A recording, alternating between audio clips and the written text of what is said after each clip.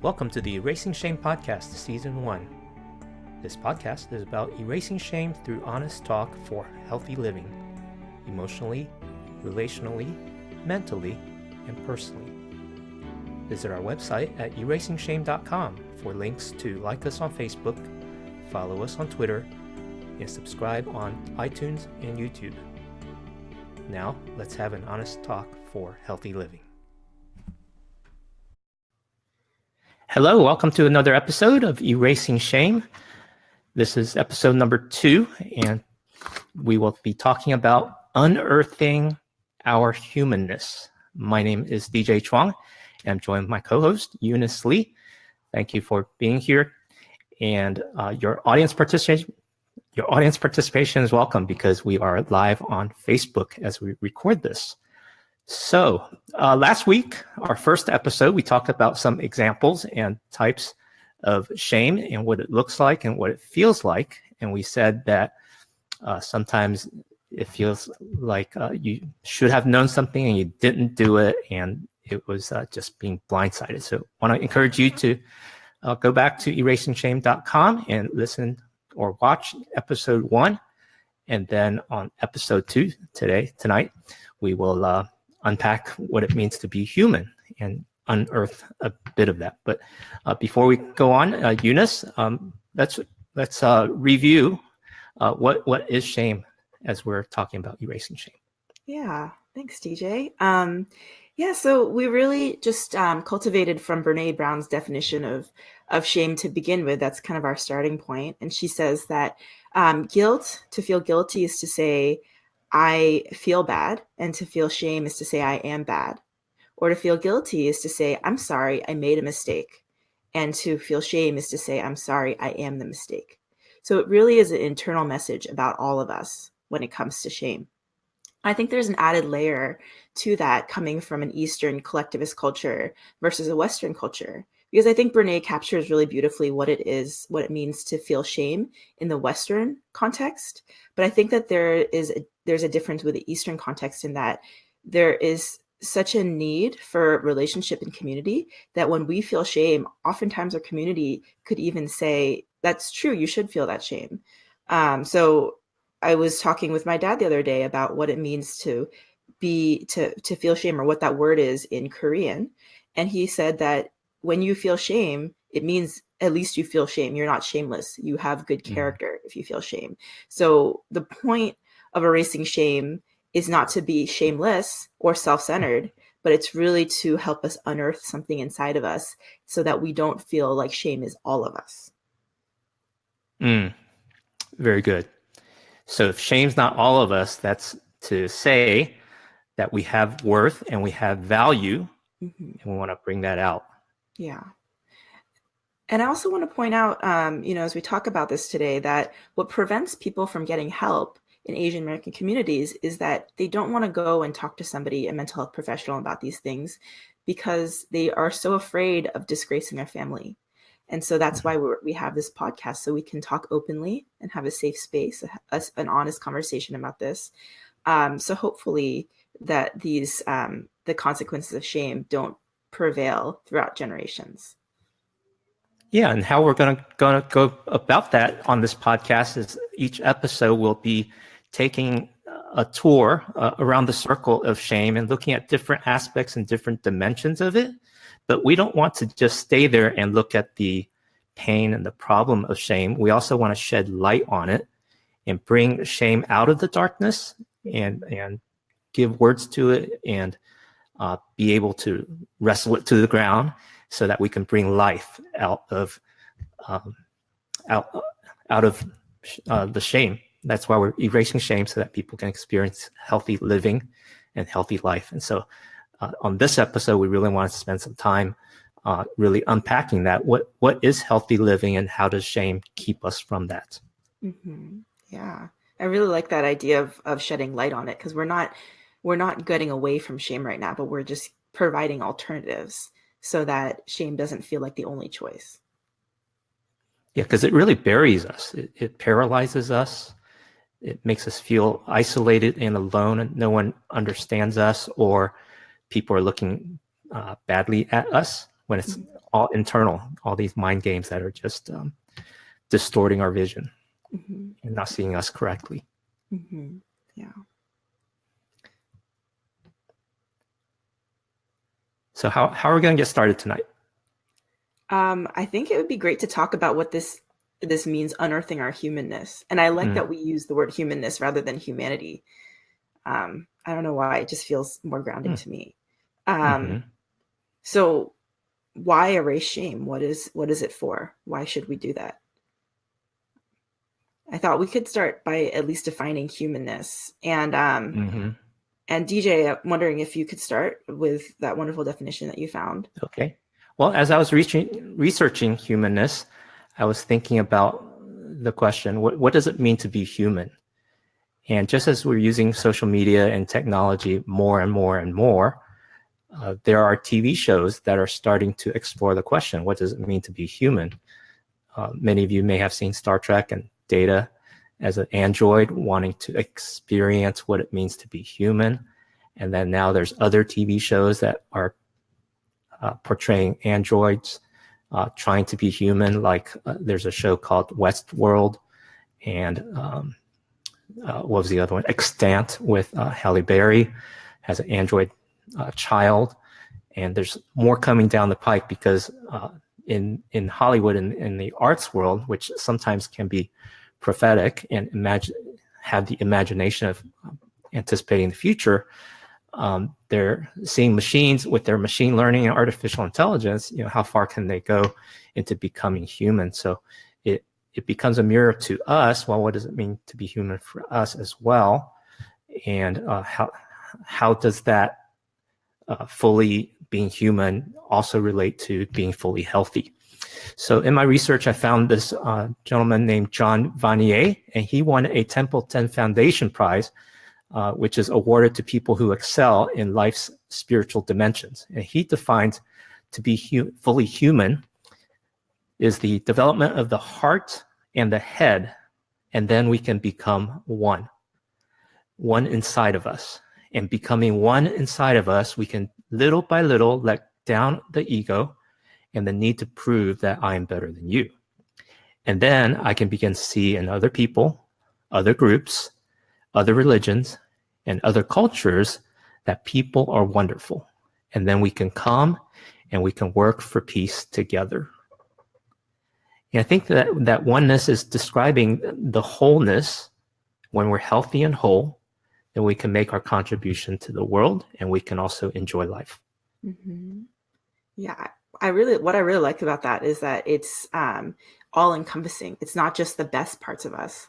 I feel like there's so much pressure these days in society to be just positive or to be just good.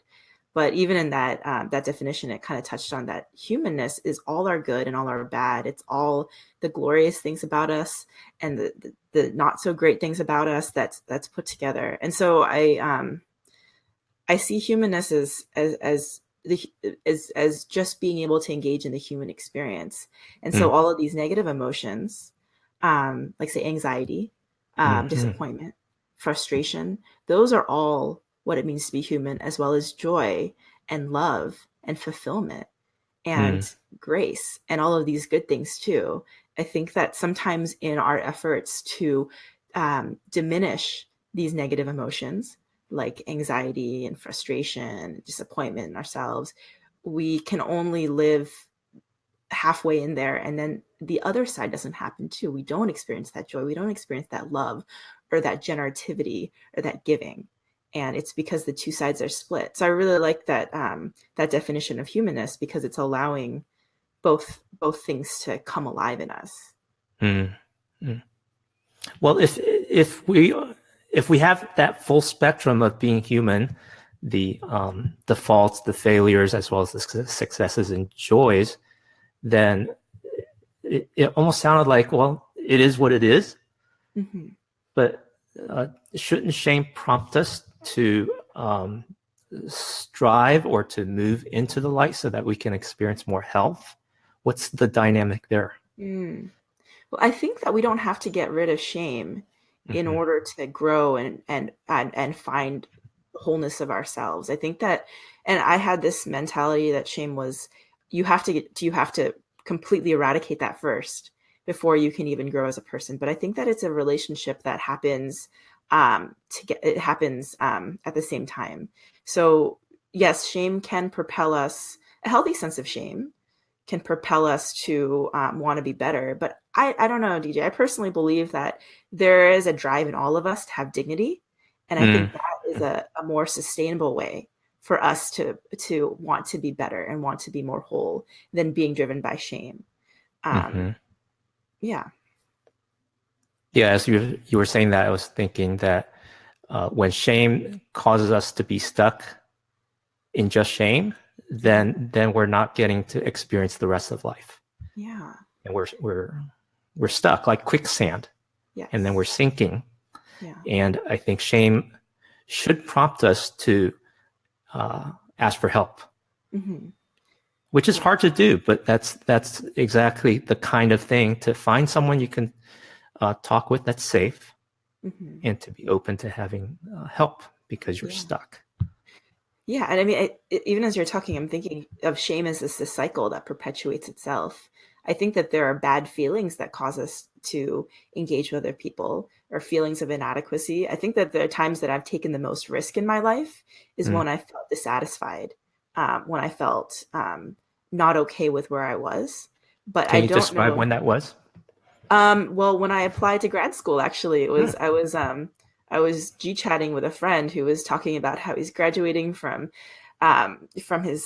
college, and he already got a job at a big four accounting firm, and life is amazing and God is wonderful. And I remember feeling like, oh, I'm not there. I'm not even close to there. And I remember the time my roommate and I were like living in someone else's apartment because there was stuff going on with the house that we're living in. There was like, I think it was like some sort of infestation of something. And so it just was not in a place where I felt good about where I was at in life and my successes and where I was at. And so that kind of propelled me forward.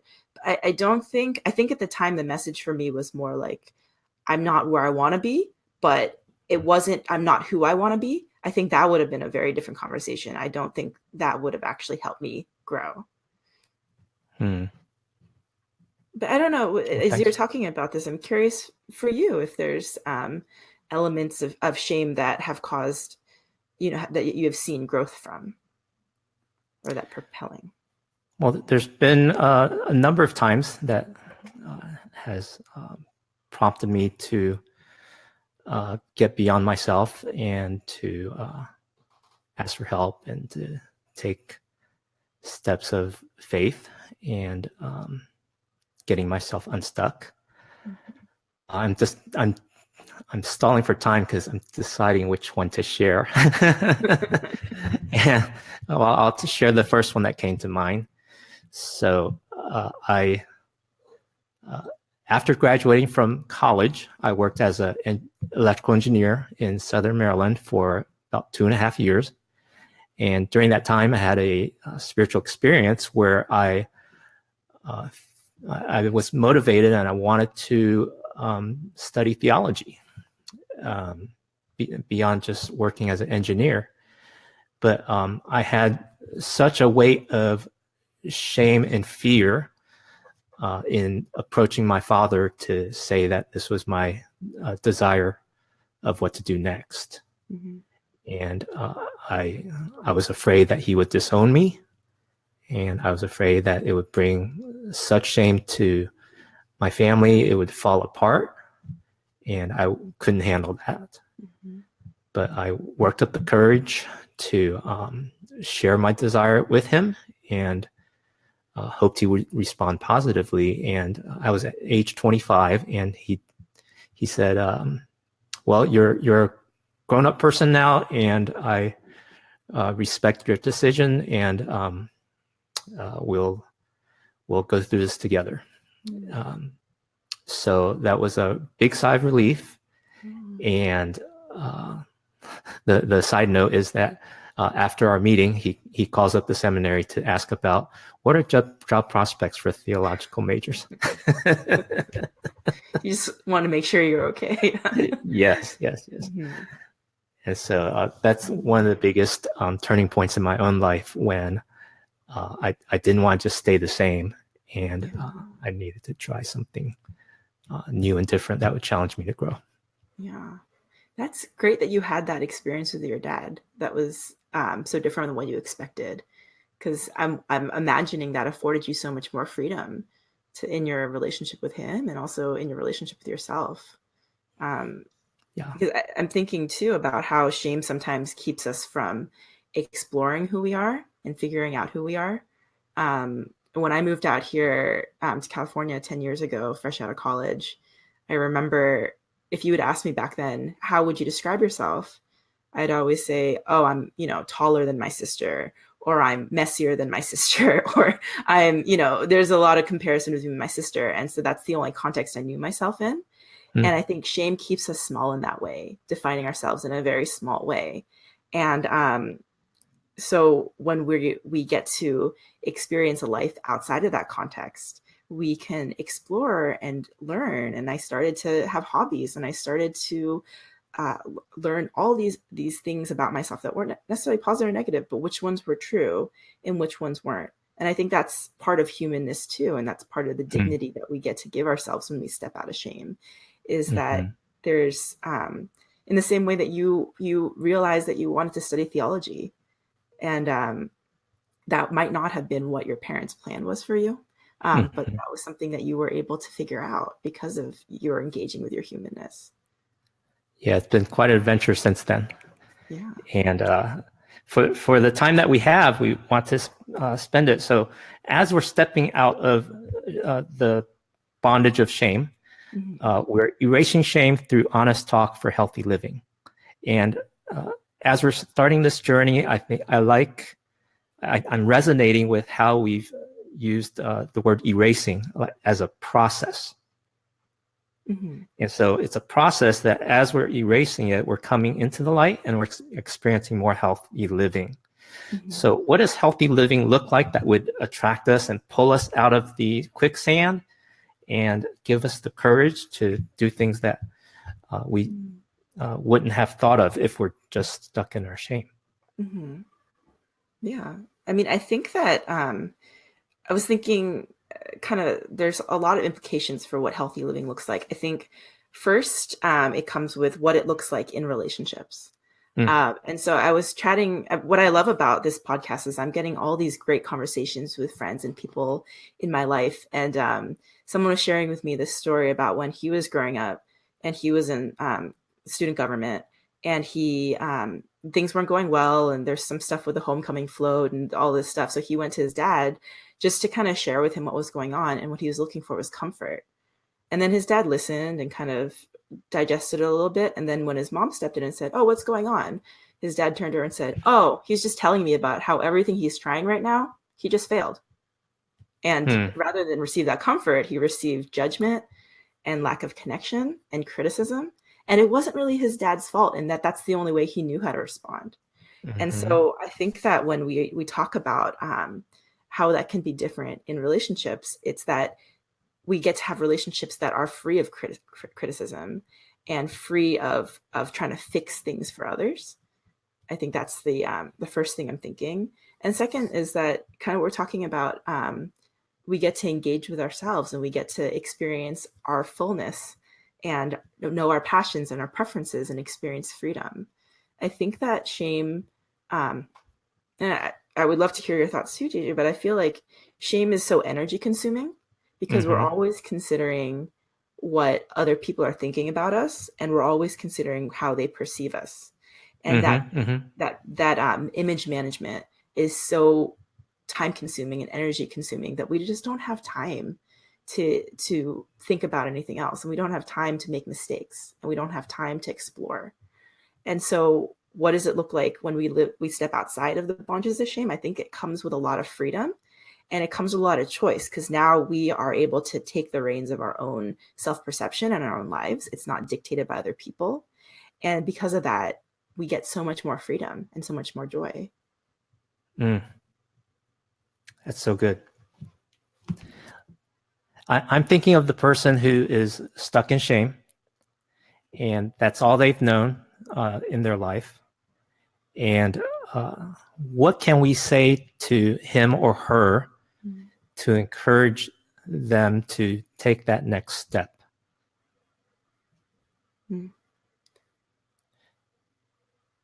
I would tell them that there's a different way to live. I think that I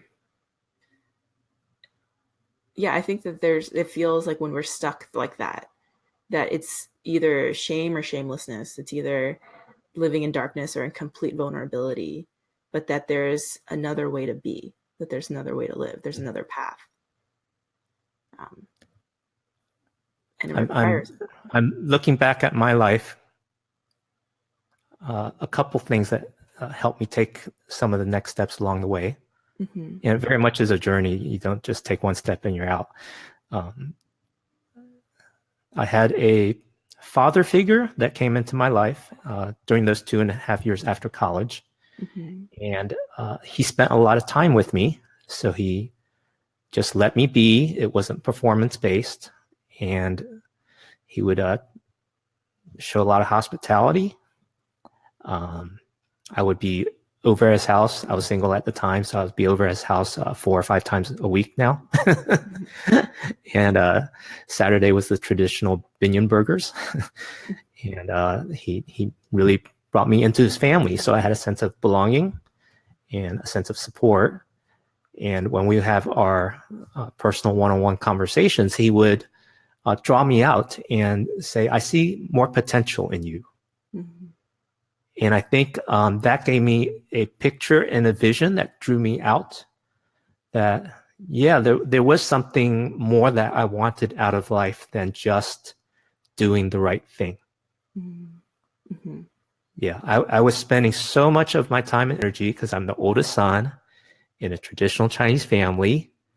And pretty much all my life, my mindset was, how do I be obedient and how do I do the right thing? How do I be responsible? And so all my energy was consumed that way well into my 20s, that I didn't know my preferences. I didn't know my desires. I was too concerned about saving face, and I wouldn't cause controversy. And I could live safely that way, but it was exhausting me. It was putting me in the shadow, and I wasn't able to shine and be the person that I was created to be. Yeah. I can imagine how reparative that experience with your father figure, your mentor, your father figure was, to have that care and that attention and that attunement to you in that time. I'm laughing because you're using some fancy words again. But thank you. Yeah. Well, I think it's What do you think of when you think of someone that exemplifies healthy living? Let's look at some examples. Who inspires you? That's a great question. I think for me, I've had someone in my life who's kind of a mentor figure, a friend. She's in her 60s, and it's she's kind of taken me under her wing since I was 22, 23 years old, and invited me over for holidays and just let me have a different experience of what it means to be family.